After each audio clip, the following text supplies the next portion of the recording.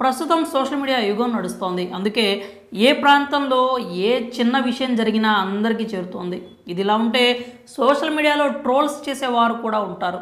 తమకు నచ్చని వారిపై ఇష్టారీతిగా ట్రోల్స్ చేస్తూ వారిని మానసిక వేదనకు గురి చేస్తూ ఉంటారు. అలా సామాన్యుల నుంచి సెలబ్రిటీల వరకు ఎంతోమంది ట్రోల్స్ కారణంగా నరకం అనుభవిస్తూ ఉంటారు. కొందరైతే ఏకంగా ఆత్మహత్య చేసుకొని జీవితాన్ని ముగిస్తున్నారు. తాజాగా ఏపీలో టీడీపీ జనసేన మితిమీరిన ట్రోలింగ్ కారణంగా ఓ నిండు ప్రాణం బలైంది. వివరాల్లోకి వెళ్తే వైఎస్ఆర్సీపీ ప్రభుత్వం గుంటూరు జిల్లా తెనాలి నియోజకవర్గానికి చెందినటువంటి గీతాంజలి అనే మహిళకు ఇంటి పట్టా వచ్చింది. ఆ ఇంటి పట్టా తీసుకున్న ఆమె ఇటీవల వైఎస్ఆర్సీపీ నిర్వహించినటువంటి సభలో పాల్గొంది. అంతేకాక ప్రభుత్వం ద్వారా తాను పొందిన సాయం గురించి సోషల్ మీడియా ముందు మాట్లాడింది. ఆ మహిళ మీడియాతో మాట్లాడుతూ చాలా ఏళ్ల తర్వాత తనకు సొంత ఇల్లు కట్టుకోవడానికి సీఎం జగన్ ఇంటి స్థలం ఇచ్చారని చెప్పి తన ఆనందాన్ని పంచుకుంది. తన పిల్లలకు అమ్మఒడి వస్తోందని, సంక్షేమ పథకాలు అందుతున్నాయి అని గీతాంజలి సంతోషాన్ని వ్యక్తం చేసింది. అలా ఇంటి పట్టా వచ్చిందని సంతోషపడుతున్న సమయంలో టీడీపీ జనసేన శ్రేణులు ఆమెను సోషల్ మీడియా ద్వారా వేధింపులకు గురి చేశారు. ఇప్పటికే వీరి అరాచకాలకు ఎంతోమంది తీవ్ర వేదనకు గురయ్యారు. సోషల్ మీడియాలో వీరి వేధింపులకు తట్టుకోలేక పలువురు ఆత్మహత్య చేసుకున్న ఘటనలు కూడా ఉన్నాయి. ముఖ్యంగా పేదవాళ్లపై దారుణంగా ట్రోల్స్ చేసి వారిని మానసిక క్షోభకు గురి చేస్తున్నారు.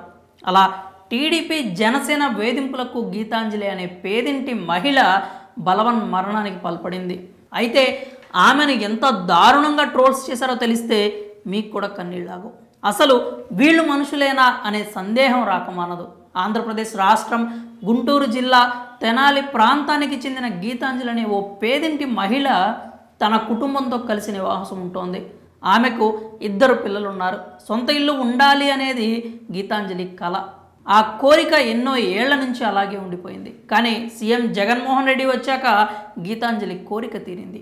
ఆమెకు సొంత ఇంటి పట్టాను వైసీపీ ప్రభుత్వం అందించింది. ఇదే సమయంలో తనకు జరిగిన మంచిని సమాజానికి చెప్పడమే ఆమె చేసిన తప్పైంది. ఓ సభలో వైసీపీ ప్రభుత్వం కారణంగా తాను పొందిన లబ్ధికి సంబంధించి గీతాంజలి తన అభిప్రాయాలను వెల్లడించింది. అలాగే తన బిడ్డలకు అమ్మఒడి, ఇతర సంక్షేమ పథకాల ద్వారా పొందినటువంటి లబ్ధి గురించి కూడా సభలో మీడియా ముందు తెలిపింది. తనకు ఎంతో లబ్ధి చేకూర్చిన ఈ రాష్ట్ర ప్రభుత్వానికి, సీఎం జగన్కి జీవితాంతం రుణపడి ఉంటాను అంటూ ఆమె తెలిపింది. గీతాంజలి మాట్లాడిన వీడియో 2 తెలుగు రాష్ట్రాల్లో తెగ వైరల్ అయింది. ఇక ప్రభుత్వాన్ని పొగడడం గిట్టనే టీడీపీ జనసేన శ్రేణులు ఆ మహిళపై కక్ష కట్టారు. ఆమె మాట్లాడిన వీడియోలపై దారుణంగా ట్రోల్స్ చేశారు. టీడీపీ కాలకేయ సైన్యం సోషల్ మీడియాలో ట్రోలింగ్ మొదలుపెట్టింది. ఆమె శరీరాన్ని, ఆమె మాటలను, ఆమె వ్యక్తిత్వాన్ని కూడా కించపరిచారు. తీవ్ర పదజాలంతో బూతులు తిట్టారు. అర్ధరాత్రులు ఫోన్లు చేసి వేధించారు.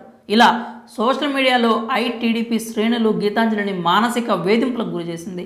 వీళ్ళ ట్రోల్స్ తట్టుకోలేక రైలు కింద పడి గీతాంజలి బలవాన్ మరణానికి పాల్పడింది.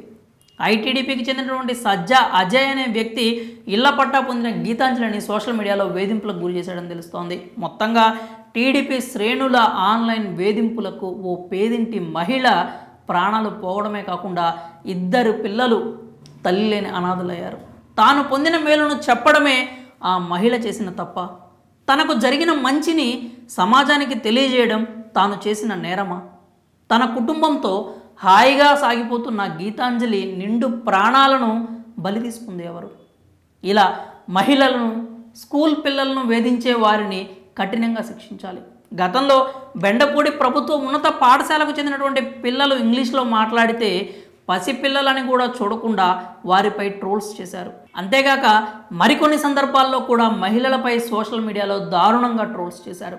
గీతాంజలి మరణానికి ఇప్పుడు సమాధానం ఎవరు చెప్తారు? టీడీపీ జనసేన నేతలు చెప్తారా అంటూ స్థానికులు ప్రశ్నిస్తున్నారు. గీతాంజలి మృతికి కారణమైన వారిని కఠినంగా శిక్షించాలంటూ వాళ్ళు డిమాండ్ చేస్తున్నారు. మరి ఈ విషాద ఘటనపై మీ అభిప్రాయాలని కామెంట్స్ రూపంలో తెలియజేయండి.